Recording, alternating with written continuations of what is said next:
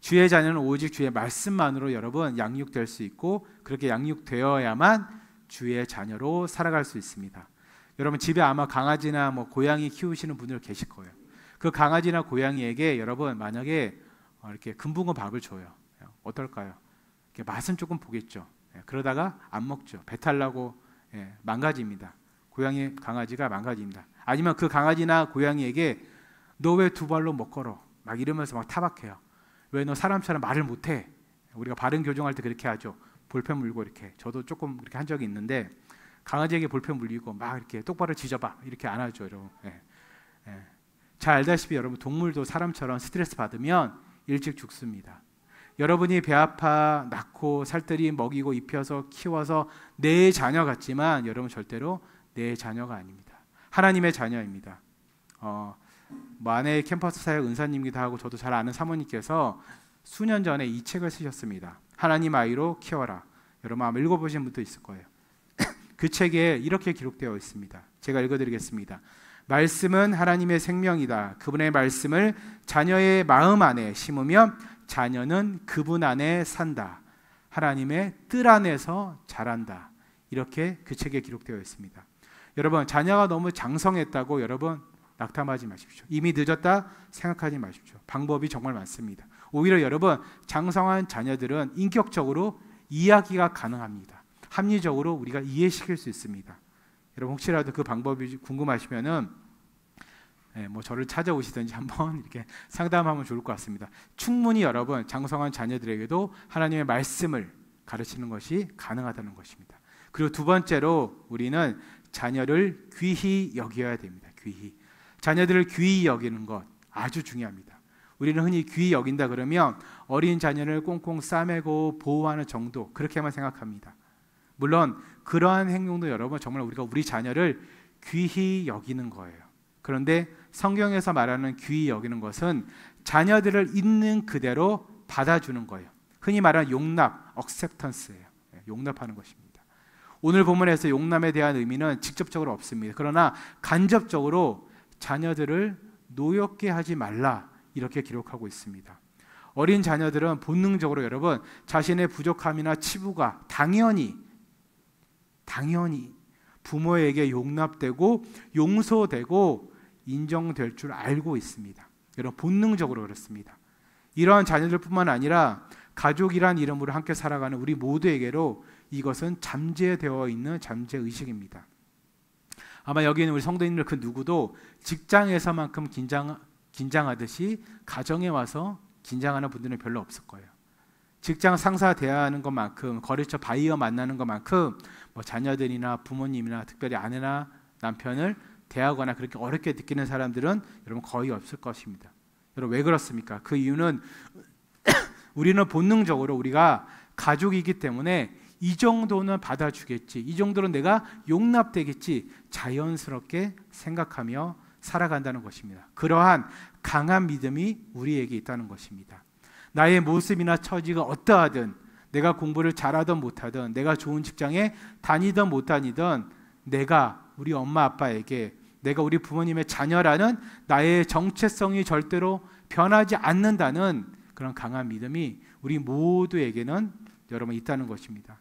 그런데 우리의 부모님들과 우리 또한 자녀들을 성적과 성공으로 여러분 때로는 구분하기도 합니다. 그러한 성적과 성공을 필요 이상으로 강요하고 때로는 그로 인해 우리도 모르게 자녀를 때로는 차별하기도 합니다. 물론 우리 부모님들은 그래요. 자녀들을 위해서 그런다. 저 또한 마찬가지입니다. 그런데 앞서 말씀드린 것처럼 내 자녀가 아니기 때문에 우리의 자녀가 아니기 때문에 하나님의 자녀이기에 자녀들의 세상적 성공이나 좋은 성적을 우리가 그리고 여러분 모두가 제가 감히 필요 이상으로 우리 자녀들에게 강요해서는 안 된다는 것입니다. 여러분 그런 말 아시죠? 참고로 저희 아이들은 알 거예요. 저는 성적 잘 받아와라, 공부 열심히 해라 별로 얘기 안 해요. 그냥 숙제 정도만 얘기해요. 왜 그렇습니까 여러분? 공부는 뭐죠? 유전이에요. 유전입니다. 유전입니다. 네. 여러분 그렇다고 우리 자녀들이 우리 친구들이 오늘부터 공부하지 말라는 말은 아닙니다.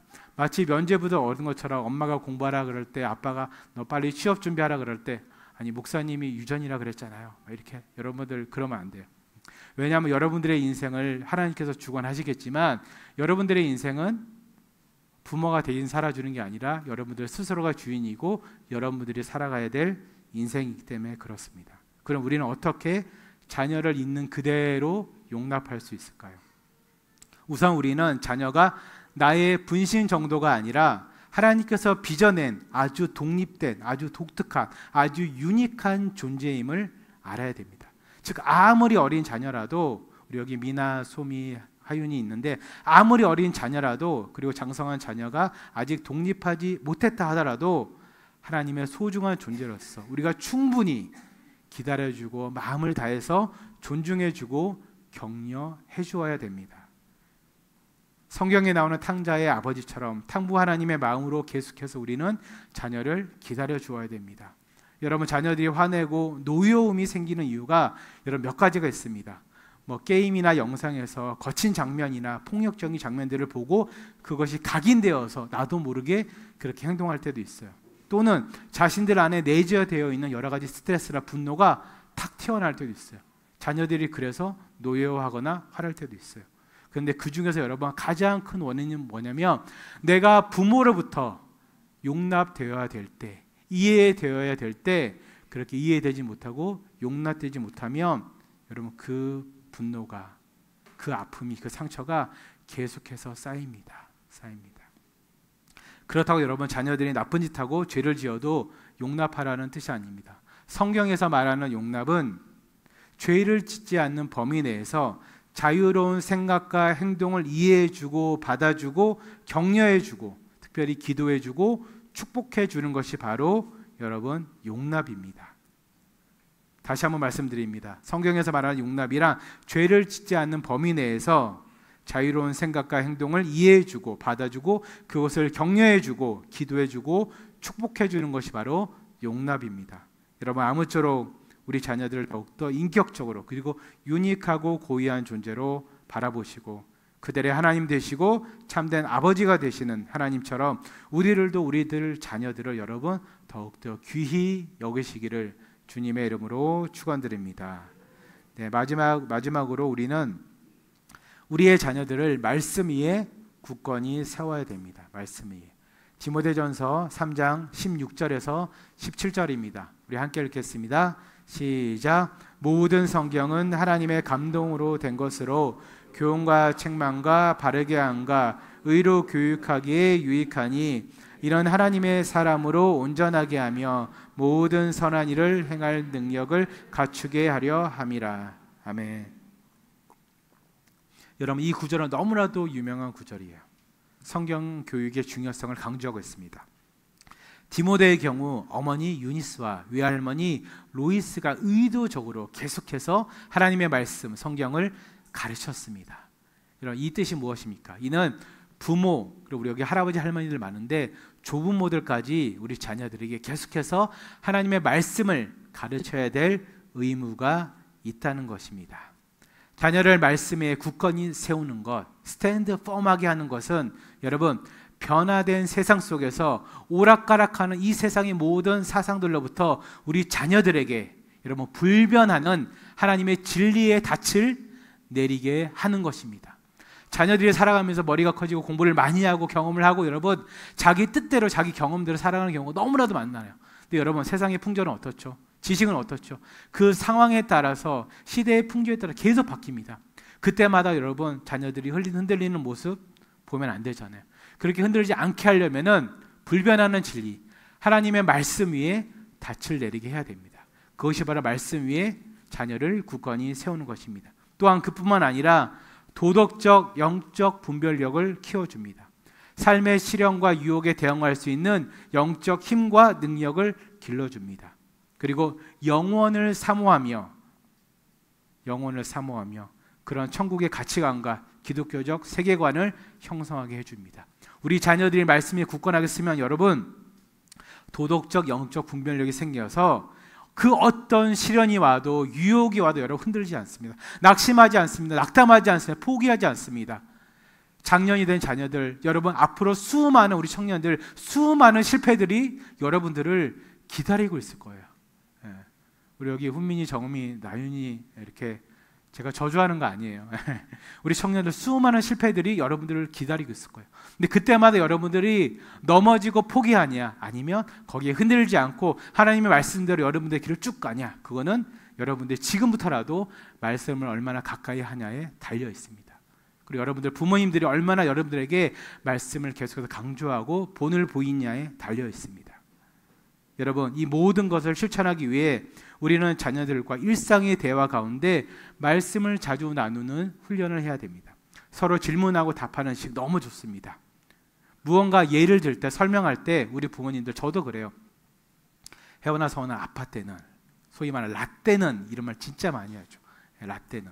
여러분, 이런 말 말고 성경을 보니 아브라함은 이렇게 하더라, 모세는 이렇게 하더라, 다윗은 이렇게 했대, 예수님은 이렇게 하더라. 여러분, 이렇게 얘기하면 정말 좋습니다. 그리고 이러한 방법들이 힘들다면 조금씩이라도 말씀이나 찬양을 나누는 훈련을 계속해야 됩니다. 그리고 여러분, 자주는 아니지만 오늘 같은 이렇게 어린이 주일이나 연휴 때, 가족 행사 있을 때, 여러분 가족끼리 같이 식사할 때, 여러분 식당에서 룸을 빌리기도 하고 이렇게 가정에서 같이 식사하기도 하잖아요. 그때 꼭 여러분 믿지 않는 자녀들이 있거나 그리고 형제들이 있어도 양해를 구하고 꼭 여러분 다 같이 기도하세요. 다 같이 부모님 위해 다 같이 기도하세요. 제가 미국에 있을 때 정말 제가 은혜로웠던 게 뭐냐면, 큰 패밀리 레스토랑을 가면은 외국 사람들은 다는 아니지만 대부분이 꼭 기도하고 식사를 해요. 제가 정말 임프레스했던 건 뭐냐면, 어디 되게 높은 산 위에 있는 산장 같은 레스토랑이었어요. 한 6명 되는 식구들이 온 가족이 식당인데 테이블에서 손을 잡고 기도를 해요. 보통 이제 미국에서 그런 걸 보면은 지나가는 사람들이 옆에 있는 테이블에 있는 사람들이 대신 식비를 내주는 경우도 되게 많아요, 여러분. 그렇다고 누가 밥 사주는 거 기다리려고 이렇게 하라는 뜻은 아니에요. 그래서 저도 그때 제가 너무 감동이 돼서 그 식비를 제가 내주려고 그랬어요. 내주려는데 이미 다른 분이 채갔어요, 여러분. 여러분, 그런 좋은 가풍이 여러분들 가정에도 있기를 주님의 이름으로 축원드립니다. 또 하나, 가정에 중대사가 있을 때 여러분 꼭 자녀들에게 말씀을 근거해서 기도 부탁하세요. 말씀을 근거해서. 자녀들이 어려움이 있을 때도 여러분 말씀을 근거해서 꼭 붙잡고 기도해 주시기 바랍니다. 여러분, 적어도 초등학교 이상의 자녀들은 웬만하면 다 알아듣습니다. 부모인 우리가 먼저 말씀을 가까이 하고 말씀에 순종함으로, 말씀을 실천함으로 말씀 위에 우리의 자녀들을 점점점 더 든든히 세워나갈 수가 있습니다. 마태복음 4장 4절입니다. 우리 함께 읽겠습니다. 시작. 사람이 떡으로만 살 것이 아니요 하나님의 입으로부터 나오는 모든 말씀으로 살 것이라. 아멘. 여러분, 이 말씀은 물질적 필요뿐만 아니라 물질적 필요가 필요 없다는 뜻이 아닙니다. 물질적 필요도 필요합니다. 근데 물질적 필요뿐만 아니라 영적 양식인 말씀이 얼마나 중요한지 기록하고 있습니다. 여러분, 정말 하나님의 말씀 위에 말씀으로 우리 자녀들을 세우는 것을 가장 우선시하고 그 일에 가장 집중하시기 바랍니다. 여러분, 공부는 때가 있다는 말이 있죠. 그 말이 여러분 반은 맞고 반은 틀려요. 저 같은 경우는 솔직히 중고 시절에 공부 안 했습니다. 고백합니다. 근데 여러분들 공부를 여러분도 아실 거예요. 이제 나이가 40, 50, 60이 넘어가 보니까 여러분 아실 거예요. 공부를 조금 나중에 해도 조금 못해도 살아가는 데는 큰 지장이 없습니다. 여러분들 신앙은 어떻습니까? 우리 자녀들이 신앙을 우선시하지 않고 말씀을 가까이 하지 않고 말씀 위에 굳건히 세워지지 못하면 여러분 정말 큰일 납니다. 아무리 공부를 잘해도 좋은 대학을 나오고 좋은 직장에 취직을 해도 많은 부를 추구하고 있어도 건강이 아무리 좋아도 여러분 모든 것을 한 방에 이룰 수가 있습니다. 왜 그렇습니까? 신앙이 없으면, 신앙이 사라지면 여러분 이것은 한순간에 사라지기 때문에 그렇습니다. 사랑하는 우리 성도님 여러분, 먼저 신앙의 본을 보이시면서 무엇보다도 자녀들의 신앙을 위해서 우리 자녀들을 말씀 위에 든든히 세워나가는 일에 여러분의 최선을 다하시기를 주님의 이름으로 축원드립니다. 말씀을 맺도록 하겠습니다. 오늘 우리는 가정의 달을 맞이해서 Family in Christ, 그리스도 안에서의 가정이라는 주제로 말씀을 나누었습니다. 특별히 오늘 어린이 주일을 맞이해서 주의 자녀로 양육하라는 제목으로 말씀을 나누었습니다. 첫째, 우리는 자녀를 영육으로 먹여야 됩니다. 단순히 물질적 필요만 채우는 것이 아니라 하나님의 말씀으로 우리 자녀들을 먹이고 또 먹여야 됩니다. 마땅히 행할 길을 아이에게 가르치라. 그리하면 늙어서도 그것을 떠나지 아니하리라. 여러분, 이 잠언의 말씀을 믿고 우리는 주의 교훈과 훈계로 우리 자녀들을 양육하고 또 양육하고 기도해 주어야 됩니다. 그리고 우리는 자녀들을 귀히 여겨야 됩니다. 자녀들을 있는 그대로 받아들이고 존중하고 그들의 고유한 정체성을 인정해 주어야 됩니다. 하나님께서 직접 만드시고 빚으신 아주 귀한 존재들입니다. 나의 분신이 아닙니다, 여러분. 우리 자녀들을 그런 존재로 바라보시고 하나님의 마음으로 그들을 기다려주고 또 기다려주고 계속해서 기다려주시고 용납해 주시기를 바랍니다. 그래야 자녀들이 살아납니다. 마지막으로 우리는 자녀를 말씀 위에 굳건히 세워야 됩니다. 모든 성경은 하나님의 감동으로 된 것으로 교훈과 책망과 바르게 함과 의로 교육하기에 유익하다고 디모데후서는 말하고 있습니다. 자녀들에게 변하지 않는 불변하는 진리의 닻이 오직 말씀을 통해서만 내려줄 수 있습니다. 우리 부모님들 그 말씀을 위해서 그리고 우리 자녀들을 위해서 더욱더 무릎 꿇고 그 발을 붙잡고 손을 붙잡고 등에다 손을 얹고 자녀들이 잘 때 자녀들이 떠난 자리에 여러분 손을 얹고 기도하시기 바랍니다. 이 세상은 진짜 여러분 우리 자녀들이 살아가기에 위험한 세상입니다. 한순간의 신앙을 잃는 게 아니라 한순간의 생명까지도 앗아가는 세상이 바로 우리가 살아가는 세상입니다. 여러분 계속해서 우리 자녀들 위해서 기도하시고 또 기도하시고 말씀을 전하시고 우리가 먼저 말씀에 든든히 세워짐으로 우리 자녀들도 같이 말씀으로 세우시기 바랍니다. 여러분 너무 늦었다 생각하지 마시기 바랍니다. 늦은 건 없습니다. 하나님께서는 우리 자녀들을 포기하지 않습니다. 하나님, 왜 우리 자녀는 나의 아들은 나의 딸은 주의 품으로 오지 않습니까? 이렇게 생각될 때 더욱더 주님 이렇게 부르면서 여러분 우리 자녀들을 위해서 기도하시기 바랍니다. 예수 그리스도 자신의 독생자까지 주신 그 하나님께서는 절대로 내가 포기하지 않는 한, 내가 자녀를 멀리하지 않는 한 우리 자녀를 버리지 않으십니다. 끝까지 기다려 주십시오. 용납해 주십시오. 그 손을 붙잡고 그 등에 손을 얹고 그 머리에 손을 얹고 그 자녀가 떠난 자리에 손을 갖다 대고 기도하시기 바랍니다. 오직 말씀으로, 기도로, 사랑으로 우리 자녀들을 다시 한번 양육하시기를 주님의 이름으로 축원드립니다. 우리 다 같이 일어나셔서 어두운 세상 가운데서도 우리 자녀들의 빛이 되시는 하나님을 찬양하도록 하겠습니다.